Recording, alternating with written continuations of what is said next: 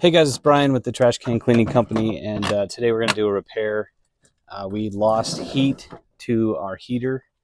The igniter, I believe, is not working right, but we had fuel leaking out of the bolt holes at the bottom of the heater and no heat at all. So I'm going to tear this apart, test the igniter, and I'll record some steps along the way, and we'll see if we can get it fixed.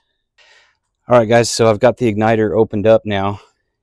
You can see here the springs are really sooty, so this might have been what's causing our ignition problem. Basically, it just closed like that on the side of your heater. Take two bolts off, and then you can rotate that up. I'm going to clean these off real quick and then run a test and see what happens. So, see you in a second. All right, guys, now I'm on the front side. We replaced the igniter, which was up there.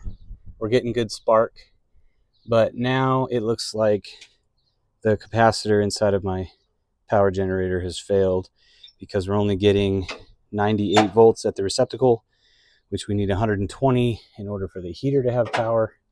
So I got to order a new capacitor. So for now, that's it. Thanks for watching. Okay, so here's what we found. This is the old igniter. When I opened it up, these springs were covered in soot, which could have been a reason why we weren't getting the spark that we were supposed to be getting. I did test it before I pulled it off, and you can do that by putting a screwdriver across here. Touch one and then barely not touch the other one, and you'll see a spark jump across. It's supposed to be a bluish spark if it's working properly. If it's not blue, it's white or yellow, then the igniter is diminished and probably needs to be replaced. But when I put the new igniter on and tested that one, I got the same spark. It was the weaker spark, no blue. So that led me to believe that I needed to look at power. So I went and I tested the power generator motor and the power at the GFI. It's supposed to get 120 volts AC. I was only getting 98 volts, which tells me that the capacitor is failed. So that's super frustrating because I just replaced that whole motor assembly like 2 months ago. So it is what it is. I ordered a new capacitor.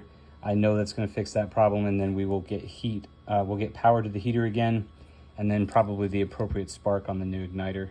I'm going to hang on to this as a spare now because I don't think it was bad. But that's it. So problem fixed. Tomorrow I'll pull the capacitor off of one of my other units, and we'll put it on this truck and make sure that it works, and we'll get out and get back to cleaning cans.